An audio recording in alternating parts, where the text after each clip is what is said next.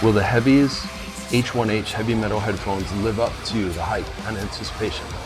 Let's find out.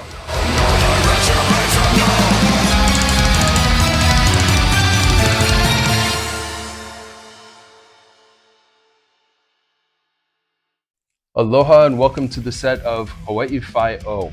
This is Dr. Eric, your host for today.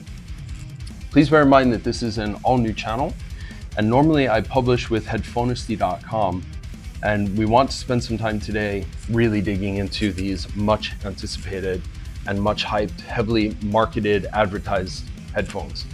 Some of the advertising and the marketing has been a little bit cheesy and pretty funny, and I think that's what attracted most of us to it. And for many of us, being particularly into heavy metal, I know it's hard looking at me right now. I used to be a heavy metal drummer and was into heavy metal since the roots and its origin. So I was really excited about this. I joined the Kickstarter campaign right when it started and have been eagerly anticipating, just like the rest of the community, for some time. And of course, I had the very same question: are these going to live up to the hype? Normally what I do is I look at audiophile level gear, things meant for enthusiasts and people who are super into the hobby of audio and gear as well. These headphones are not really designed for that crowd. So we're gonna do two aspects of this review. One is really for the general public, and a second deeper look into the sound profile, and really do a deeper review from an audiophile perspective so that you have both to compare and contrast.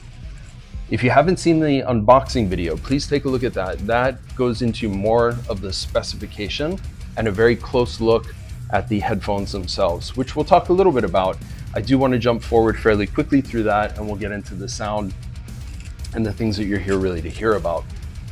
I do have some notes, and so even though we're going to riff and improvise along the way, I'm going to do some reference, make sure that I stay on track at least as much as possible, and I'm going to move as quickly as I can.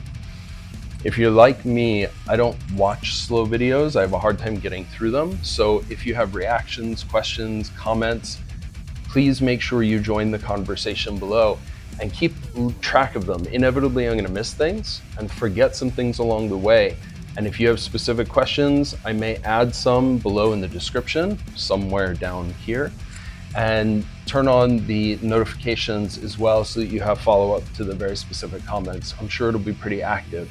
The unboxing videos generated a lot of conversation. Of course, there's a lot of interest in these headphones. Let me start. Let me move this box out of the way. There is nothing wimpy about these headphones. We kind of need to start there. They do live up to their name as the HEAVYS. They're big, they're dark, and they're dark in terms of look and in terms of the sound. And so when we get to the sound profile, I'll explain really much more about what that means. They're designed specifically to meet the needs of people who are particularly into heavy metal.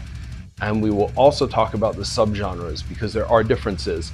So the way that these were made, of course you can listen to any music on them and they'll be appropriate for different genres. We'll talk about that. And in terms of the design, there were a lot of questions about whether the original designs that were shown in the marketing and advertising was going to be what came out.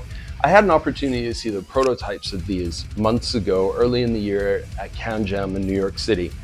And those prototypes were one of a few that were made that were being shown to the public. And I got to take a look at them. These are actually a major upgrade from what I saw in the early prototypes, both in terms of build quality, in terms of the actual sound. They are different. So they were still working on it at the time. The HEAVYS are a strong contender for the crowd that doesn't want the usual. These particular headphones do stand pretty far apart from the usual big brand, big box kind of store headphones and all the brands that you're aware of. They do live up to their name. They are loud. They are particularly heavy. And we'll talk about that in terms of the weight. They are forward sounding and they're powerful, and they are actually loud. Not the best clarity. I'll say that right up front.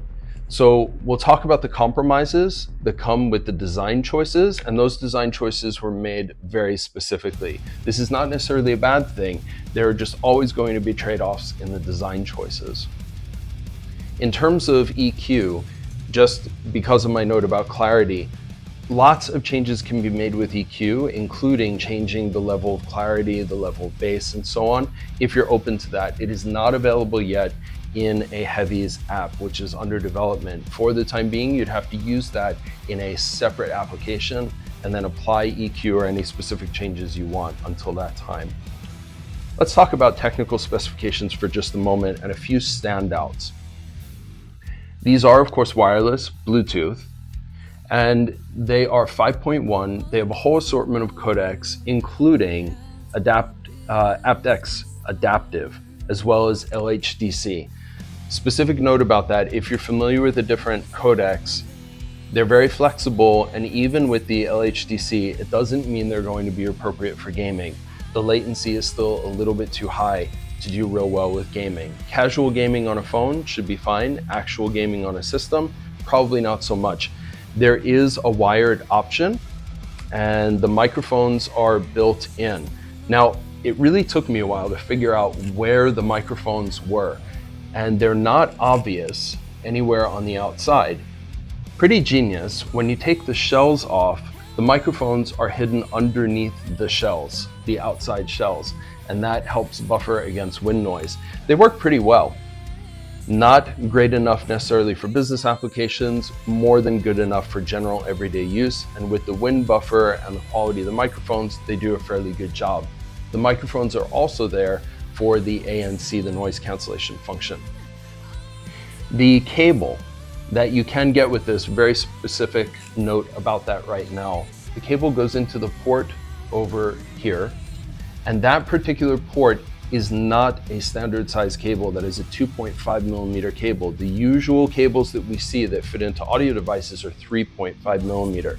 In order to connect this, you either have to get the cable actually buy it from HEAVYS, or you might be able to get an aftermarket. I bought another cable with a 2.5 to 3.5 with an inline microphone just to test it, only to find out that the specific sleeve that had the 2.5 end couldn't fit securely into the port, and therefore didn't make a solid connection. So I didn't have a chance to test that. What you can do is connect these more preferably to USB-C, and the USB-C to USB-A that comes with it will plug directly into a computer, and that will allow you to take advantage of other options, though there is no inline microphone option. You'd have to buy that separately. The drivers, let's talk about that for a moment. You have seen a lot about this and heard a lot about this. The primary drivers, there are two of them, 38 millimeter dynamic drivers that sit behind the screen. And then if you can see this, the contrast, there are two small let's call them backward firing tweeters. Those are for the high and mid-high frequencies, and the woofers, the big 38 millimeter ones behind the screens, are for the low end, meaning the bass, and the lower mid frequencies. I don't know the actual size. It's not published of the tweeters. I'm assuming probably 10 or 12 millimeters. And in terms of the composition of the drivers, we don't really know that either. I'm assuming they're relatively standard. What I can tell you is that they're fairly flexible. They do a really good job. And in terms of the resonance in the cups, you can see how large these are. These are not small, dainty headphones by any stretch. And in some ways, that's really excellent. In other ways, that creates a little bit of a challenge. We'll talk about the comfort after this section. I do want to talk about one other feature that's been mentioned quite a lot around, if you've watched any of the videos, about the loudness perception and the technology involved in that. The whole concept was to be able to enhance the sense of loudness without causing any hearing damage or actually increasing the SPL or the sound pressure level. I was a little skeptical about this as well. Let me tell you firsthand, it actually does work. So when I was testing this, I was using a sound decibel meter and routinely measured, even at max volume, pretty much 90 to 100 decibels at the most. And I'll tell you that it sounds much, much louder than that. There's almost no reason to go that loud. Either which way, it does a really good job. Now, why is that? The position, again, of where you see the tweeters allows, and the depth of the cups, by the way. These are very, very broad. They're fairly big. They fit a lot of ears. I have large ears. This was no problem for me, which I was really relieved with. I find a lot of ear cups particularly cramped. They get hot, particularly stuffy, or they're uncomfortable. And that also brings your actual ear much closer to the driver's. This leaves a lot of space. And the way that these were constructed, the physics, allows for more resonance inside. Plus you notice that the ear pads are not perforated. And that also helps keep sound in. That means you don't have to push the drivers quite as hard to get the same amount of loudness when a lot of noise doesn't leak out. This is all really good. If it actually protects hearing or caps it, fantastic. That's a good thing. If as a metalhead you haven't lost your hearing already. Battery life. Battery life is more than adequate at about 50 hours without active noise cancellation and about 40 hours with active noise cancellation on. Let's talk about the build, design and build quality. I am really impressed with the build quality for a first release from a brand new company. Of course, they have a lot of experience with design and engineering and so on. The production side of this is much, much more complicated, and that clearly has taken a long time. The quality of the output, both from the packaging and the actual product, the fit and finish, the stitching, the seams, the way that everything comes together is surprisingly well done. There's no creaking and no noise in the movement. They fold up in a more compact way. And when they open up, in the way that you open these particular sliders, they have détentes. There is no listing measurement. You don't know exactly where you're at except with the number of clicks, and it's easy enough to figure out. There's a couple of things also about design that are very unique. If you look at the underside, you'll notice that there is the USB-C, and on one side you have Bluetooth and pairing, and it's a slider switch. The other side, you have a slider for the active noise cancellation, which HEAVYS calls the hell blocker. We'll talk about that and how that works in just a minute. This is what I want you to take a look at. See this 3-button array? There is a large center button that not only serves as a button, it also serves as a rotating dial that controls the volume. The others, the only thing about the top button is that when you're wearing them, it's really close to where the shell is, and if you have particularly large hands and fingers, it's a little bit harder to get to. Without looking at it, it's very easy to find where everything is. That's very helpful. These are BHC Big Head Club approved. They are very roomy without a ton of clamp force. That means they're going to be comfortable for longer periods of time. If you have a very, very small head, and especially for children, this is not ideal. First, because of the physical size. Second, because of the physical weight. They live up to their name. They are heavy, like way heavy. So is that a bad thing? Well, not necessarily. The weight is really balanced. It's well distributed. The padding is decent enough. It's not very robust up here, much more robust on the actual pads. The pads are very dense. Not dense, they're thick. The density is low to medium. They crush down fairly well, makes them very comfortable. I'm not sure exactly the durability. We'll have to see about that. They're covered in a protein leather. And as I mentioned, they are surprisingly not as warm as I imagined that they would be. The weight I measured at about 408 grams. For those of you who are non-metric in the United States, that is 0.9 pounds. That compared to most of the other ANC headphones on the market, that's heavy. Is it really noticeable? It depends on what you're used to. So whether these are going to work for you or not really depends also on what you prioritize. Some people really prefer not to feel things on their head, and they want the headphones to be as feather light as possible. This is not going to be the best choice. For those of you who are interested in this kind of sound profile and the physical look of them and just the whole of what the HEAVYS are, it shouldn't really be a problem. In terms of the noise cancellation, let's just talk about that for a minute before we get into the sound. The noise cancellation on a lot of headphones really can fairly significantly affect the sound. What HEAVYS did was they put most of their focus on passive noise cancellation, which basically means that if you create a strong enough seal in this way around the head, it blocks out an enormous amount of noise just by itself. And that is much more favorable to using active noise cancellation, which uses a digital signal processing to interfere or counteract outside noises and then produce noises inside through the speakers that cancel the waves that the microphones are picking up. That means another layer of processing and actually more sound introduced into the sound that you're listening to.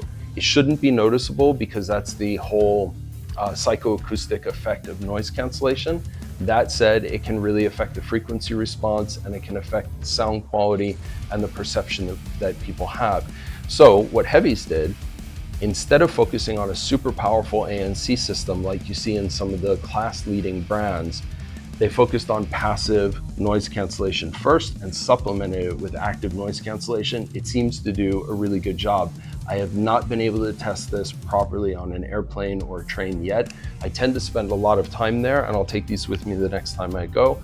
I'll update accordingly at that time. Now we're gonna talk about the part that you want to hear the most about, the sound.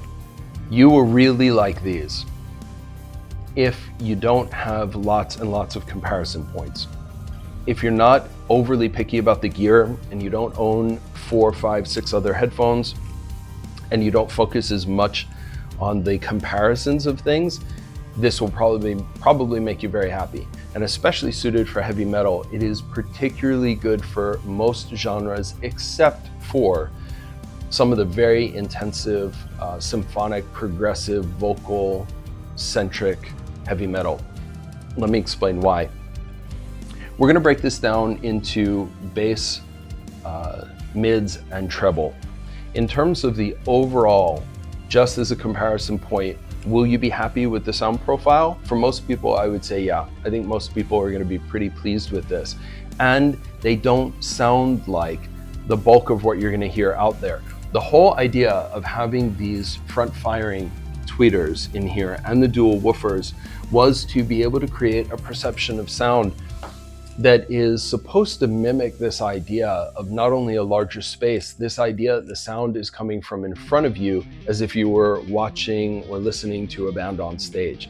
I think in theory that sounds great. I didn't quite experience it that way. You might. That's a psychoacoustic thing. It's a matter of physics, the way that your head and your ears are shaped, the distance to the driver, and then quite literally how your brain processes the sound.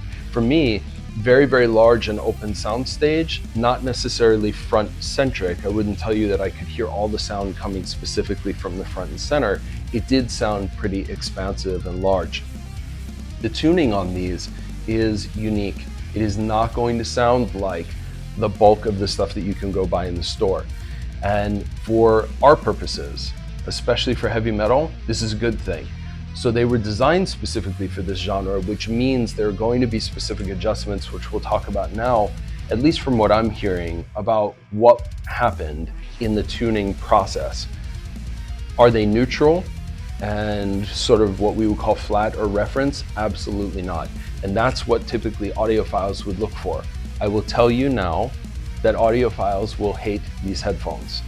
And there will be a lot to say about them. Not going to be happy. They are very quote unquote colored. They're warm in terms of sound signature, meaning that the treble and some of the mid-range is a little bit recessed and slightly dulled. There's a reason for that. The reason for that is to not be so fatiguing when you're listening at loud volumes. And I think if you listen to their marketing in profiling what metalheads really would want in a pair of headphones, one of the requirements was loud. That's where the requirement came about. Try to make them as seemingly loud as possible without inflicting damage. And how do you make them not so exhausting to listen to at high volume? Very high, sharp treble tends to cause fatigue much faster than anything else. And I think at volume, these not only do better, they sound better at higher volumes, and the treble isn't as noticeably rolled off when you have the volume up high. Let's go back a minute to bass. The bass on these are bass head approved headphones. They are very strong. And what I mean by that is that there's a lot of sub bass rumble, there's a lot of mid bass impact, and if I'm hearing it properly, this is where we're going to get into more of the audiophile kind of look at it. It feels or sounds to me more mid bass over sub bass, and the speed of the attack of the mid bass is relatively tight for dynamic drivers. Not going to compare with planar magnetics or the clarity or the detail. The overall bass impact, not a problem at all. Plus, ANC headphones are designed very specifically with a higher level of bass to typically counteract environments where you're going to use noise cancellation or where that would matter the most. Because typically in loud environments, the perception of bass is the first thing that you lose. So the bass is normally amplified with ANC headphones and boosted above in terms of frequency response and over, let's call it over gain, and put at a level that is specifically juiced up. Now, for some of you, you might really, really enjoy that. And because of the particular music that we're listening to and what we're profiling, that works really well. It also works super well with things like EDM, trance, dubstep, drum and bass, and other kinds of things like that. What happens though with that much bass, especially as it rolls from the bass into the mid-range? Let me go in this direction. What you would see with the bass would look more like this. Slight rise into the mid bass, drop into the mid-range, and then back up a bit into the treble.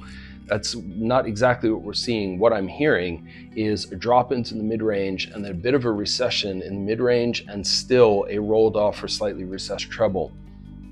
Again, very good at loud volumes. At lower volumes, you lose quite a bit of detail, and that's the trade-off. Also, if you listen to very vocal-centric music, if you listen to primarily vocal tracks backed with acoustics, you won't notice the mid-range recess.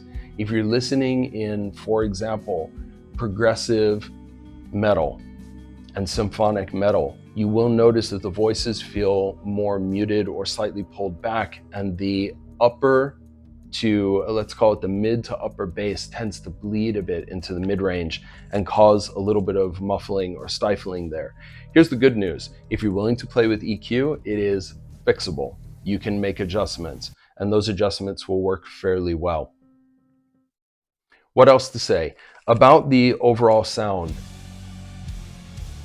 accuracy is not what these are going for. These are going for a lively, fun, impactful sound, and they're designed to be very, very lively and engaging and powerful and sound very forward, and that they're very successful at. They do really well. Let me tell you a little bit about some of the other trade-offs. One thing that I didn't mention about the design, when I showed you that these rotated, what they don't do is they don't fold flat. So while they do fold like this for storage and for carrying, they can't fold flat, so that if you wear them and you like to wear your headphones around your neck, they're not going to be there. They fit more like a choke collar than they do something that sits there. And this is not particularly comfortable.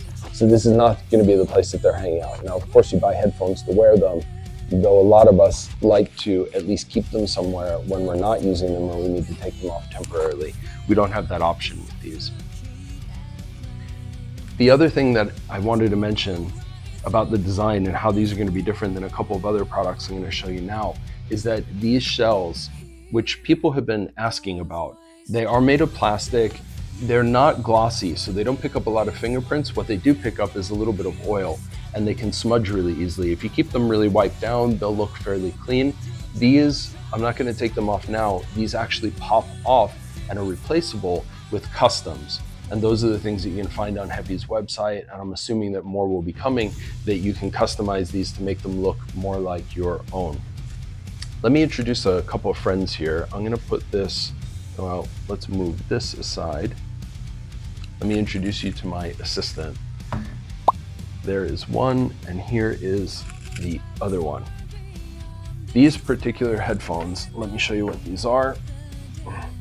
This one is the Sennheiser Momentum 4, and this one that you see in the white is the Edifier WH950NB. Not exactly the easiest thing that rolls off the tongue.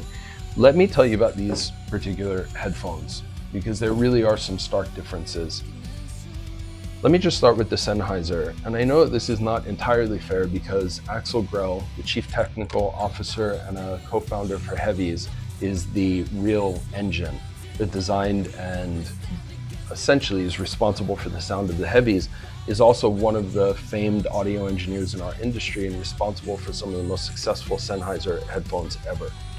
Let me show you the difference just in terms of physical size. Look at these two. These are the Momentum 4 and these are the HEAVYS. Look at the cup difference in depth and size. So what you see with these Sennheisers is something that's very sleek and fairly light and very compact. They do sit flat and they pivot fully. And even though that they don't fold up, some people have a preference for the fold, some people prefer the fold flat or lay flat. The difference in the sound, I'll tell you that for me personally, these Momentum 4s are not great right out of the box. The standard tuning is not, it's not great. What is great is the app that comes with it and the availability of sound personalization, as well as pretty much almost best in class sound cancellation along with Sony and Bose. These Sennheisers, the 4s are great. The Momentum 3, the sound was even better, the build quality was better, completely different headphone. Compared to the HEAVYS, the bass is relatively similar, interestingly enough. The ANC, better on the Momentum, the passive noise cancellation and the overall seal, much better on the HEAVYS. And so you're gonna find a very different profile. In terms of the value, the HEAVYS are significantly less expensive and surprisingly comparable, more than I would have expected. So we're gonna put those over here. The edifiers are a different story because they were tuned also for a different audience, generally tuned more for a discerning audience, probably closer to what we would consider to be an audiophile reference kind of tuning. Higher clarity, more detail, more balance across the ranges, and an excellent companion app as well that allows for a lot of customization. Both of those are great. I anticipate that the HEAVYS app is also going to do a terrific job. So are these headphones for you? It depends on what you're looking for. If you're not going to prioritize super light and very, very portable, these will be just fine.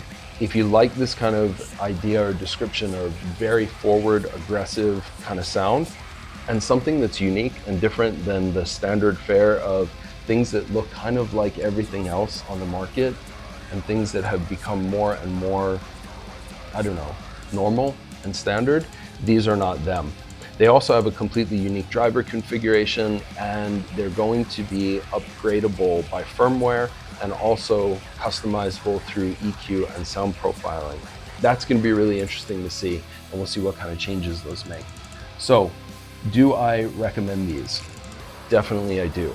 Especially for the price point, they are surprisingly good. I would have expected something brand new into the market to have quality issues, and being that I probably got one of the first production units along with a very early release to the first stages of Kickstarter backers, and HEAVYS is pushing these out into the market slowly. And I think purely from a business perspective, that's probably pretty smart, rather than putting 10,000 out at the same time, only to discover that there might have been some variance in the production or some other challenges to deal with. This, I'm sure, will create a feedback loop as well as videos like this one. For what I've seen so far, no particular issues, just curious about the tuning profiles, and then particularly curious about what they're going to do with the app and the EQ possibilities, as well as what might happen with firmware updates. Overall, function and sound, I've been listening to these for a few weeks, and they impress me, and they definitely make me grin most of the way through. There are a few surprises waiting for you, which I will leave as a surprise, and Easter eggs, things that you'll hear, sounds that they make, things that they do, which are pretty non-standard and not really expected. Yeah, they make me laugh. They're pretty funny. Overall, do I like them? I definitely really like them. We'll see how they hold up over time, and I'm really curious to see what you think, not only of watching this video. If you've gotten your pair, I'd love to hear what your perspective is like. Please make sure, again, to comment, give me feedback, not just on this video, feedback about these. I'm curious to know what you think. I'm also curious to know if you've gotten yours, what do you think? And for those of you who haven't, what questions do you have? What conversations should we have? And what is it that we need to talk about, or what can I answer for you that would actually be helpful? So please, if you like the video, comment, like, subscribe, share, whatever it is. Let's just continue the conversation. Soon to be, there'll be a lot more content on this channel, and I'll be pretty active with posting videos, a combination of unboxing videos for all kinds of other products, and then full-length review videos as we go. So until that time, thank you so much for sticking in all this time. See you soon. Well, you'll see me again soon. Aloha, everybody. Thanks a lot.